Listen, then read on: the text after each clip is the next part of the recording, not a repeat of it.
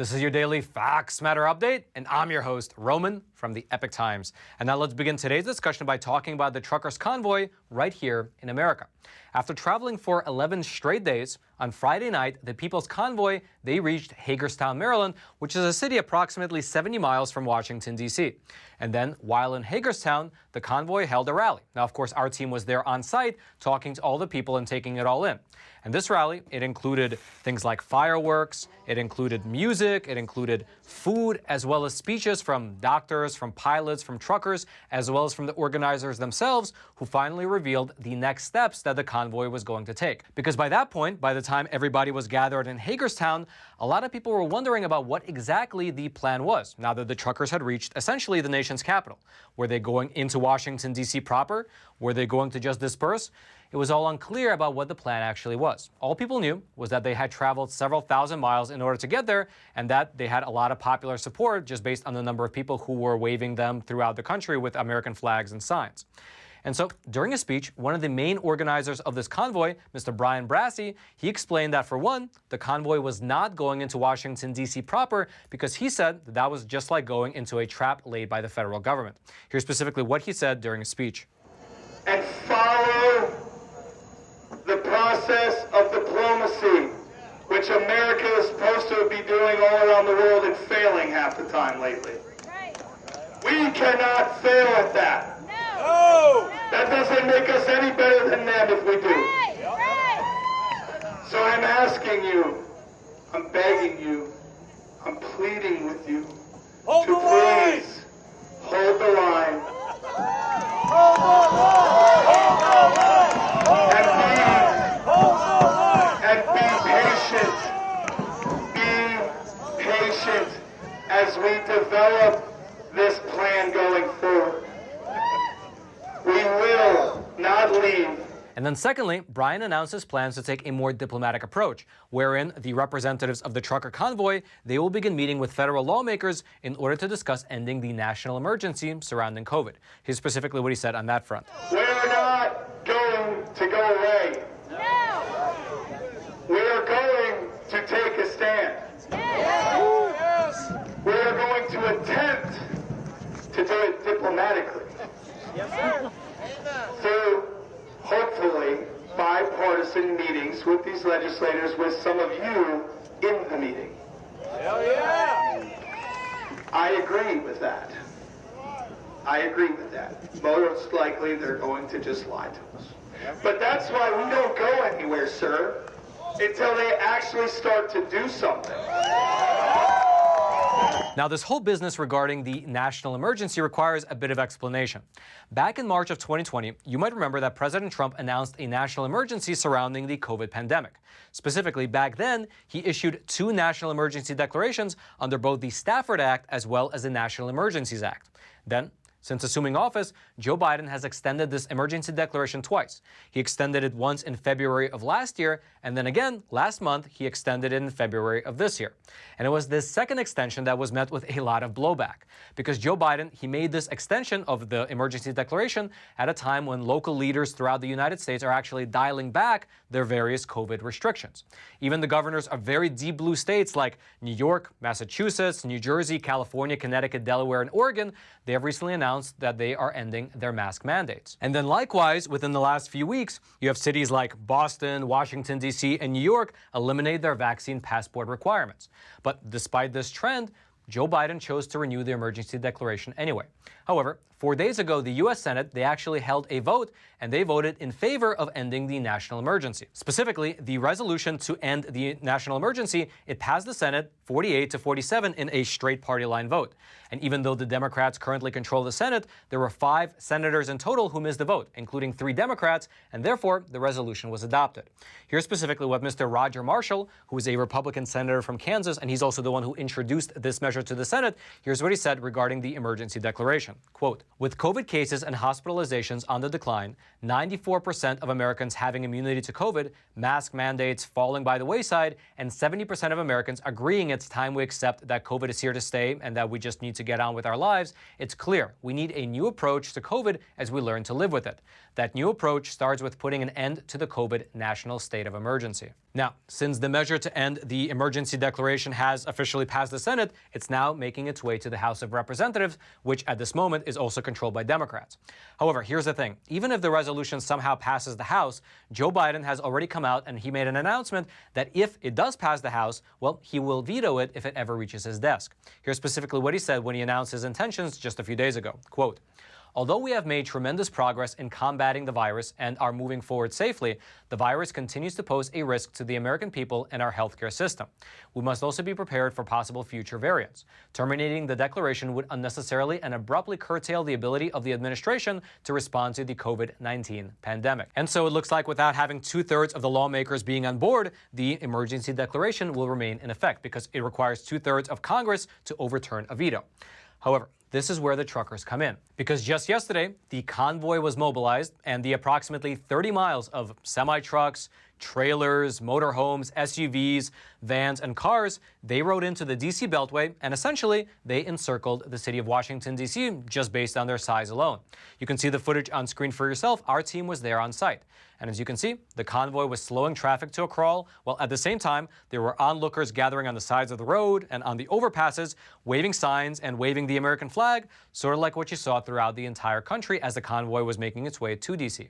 The convoy made its way slowly around the D.C. Beltway twice before heading back to their staging area at Hagerstown, Maryland. And according to Mr. Brian Brassey, who is again one of the main organizers of this convoy, he said that the plan moving forward is to, starting on Sunday, which was yesterday, drive slowly around the D.C. Beltway before going back to Maryland every single day.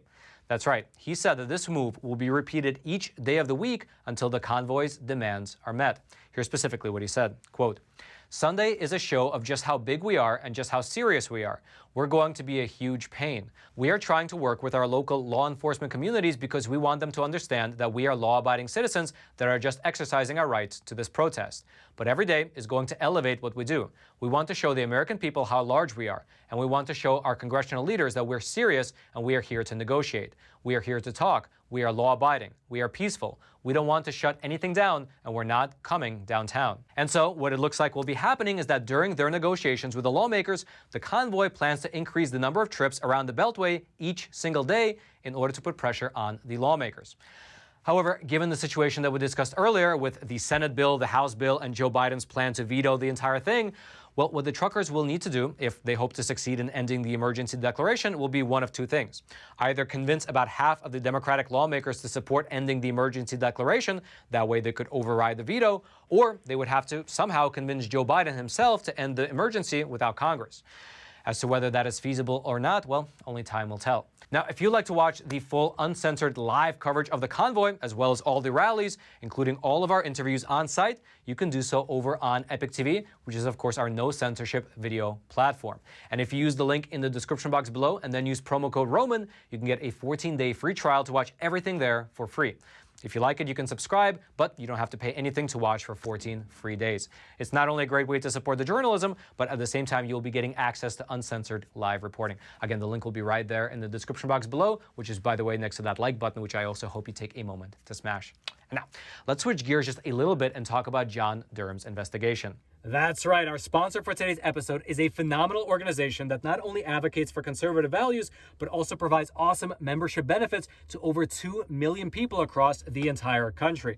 I am, of course, talking about AMAC, or the Association for Mature American Citizens. Now, they are quite literally one of the fastest growing conservative organizations in all of America, especially for those aged 50 and up. Although, frankly, you don't have to be over the age of 50 to join. You can be any age. And if you do join AMAC, you will get phenomenal benefits such as money-saving benefits, access to cutting-edge news, and in fact, they will actually send you a bi-monthly magazine directly to your mailbox, which is quite honestly awesome. I love AMAC's magazine. However, besides all the money-saving life-saving benefits, a lot of people said that they joined AMAC because of the fact that they fight on Capitol Hill for conservative values. Here's in fact what they wrote.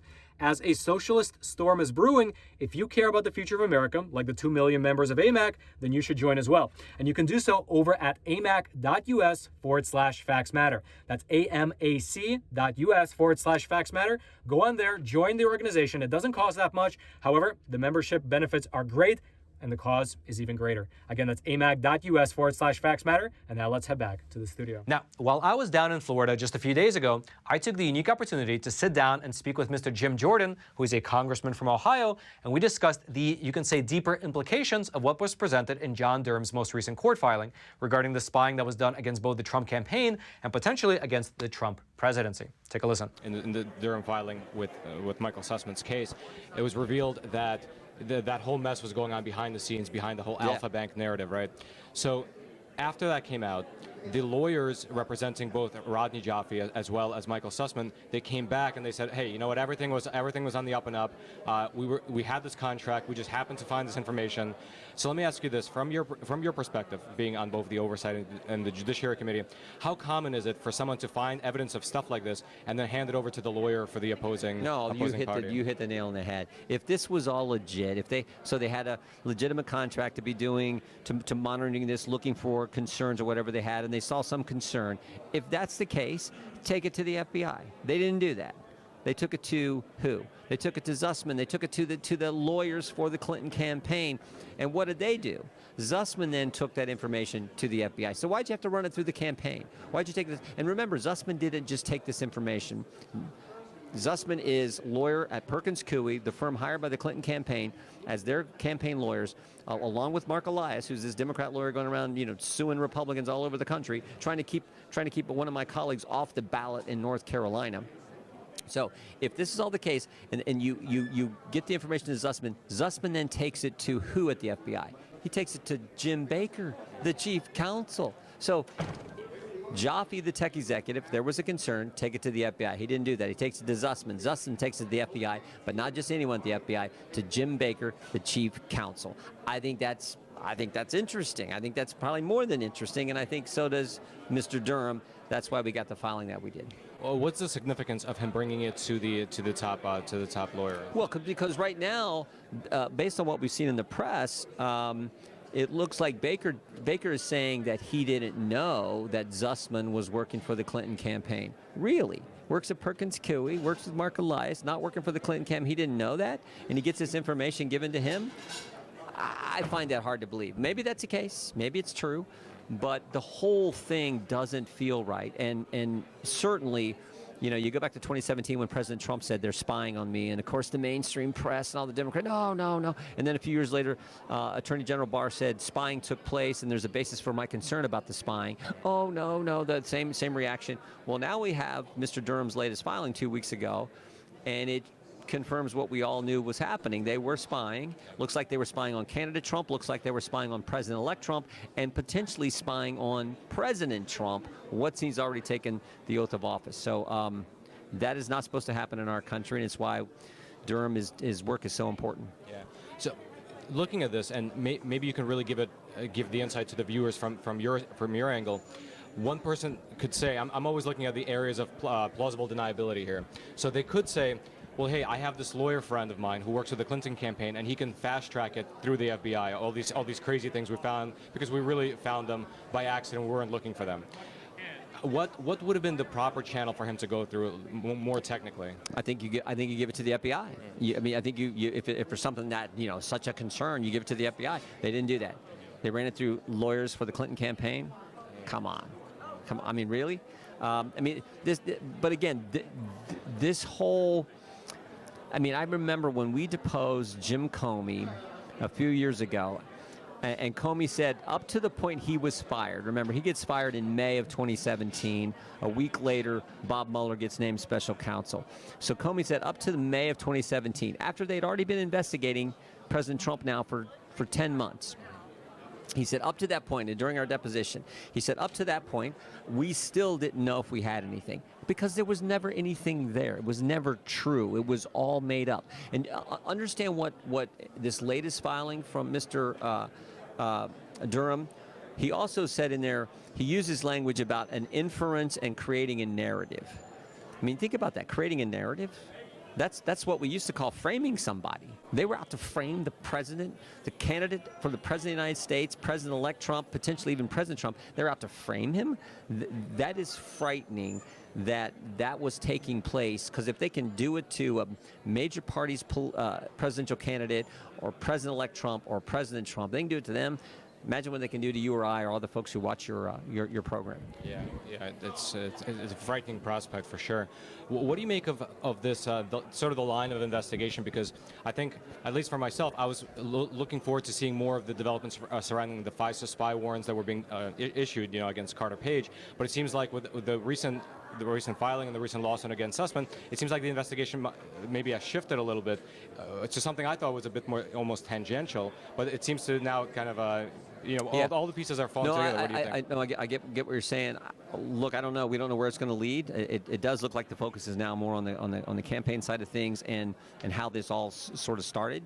Remember, Sussman got indicted not because he lied to Durham in his investigation, which is the typical 1001 lying to the FBI type of indictment. He didn't get indicted for that. He got indicted for the original lie, the lie clear back in 2016 that started this whole investigation into President Trump based on nothing. So. We'll see where it all shakes out. I do think it's interesting when you step back and look at all the things they did. They first go to the FISA court. They altered evidence. Mr. Kleinsmith altered evidence in front of the court. They knew the dossier was baloney, but they used that to get the warrant at the FISA court to go spy on Carter Page. Not only did they do that, they also sent a spy who used the alias Azra Turk to go bump into Papadopoulos when he was in Europe. So they're going to a secret court to get a warrant to spy on an American. They're using a spy, using an alias, that's a spy, to go bump into another American, George Papadopoulos, who was associated loosely with the Trump campaign, to spy on him. And now we find out they're also working with the Clinton campaign to spy on the actual president of the United States. Now, that's a pretty elaborate scheme they all had going. And again, Jim Comey tells us after 10 months, they still didn't know if they had anything because they never had anything to start with. Yeah, it looks like at the very least, all the evidence is coming to light. I just hope, well, I mean, the media is covering for everybody involved, but maybe the justice system will work and we'll actually get some justice. So I want to shift gears a little bit. Now, that was not the full interview. If you'd like to watch the interview in its entirety, well, you can do so over on Epic TV. The link, again, will be down in the description box below. And again, if you use the promo code Roman, you can get a 14-day free trial. So you can see if you like it. And then I hope you continue and subscribe and maybe even share it to your friends and family so that more people can get access to this awesome uncensored coverage and at the same time support the Epic Times. And then lastly, until next time, I'm your host, Roman from the Epic Times. Stay informed and stay free.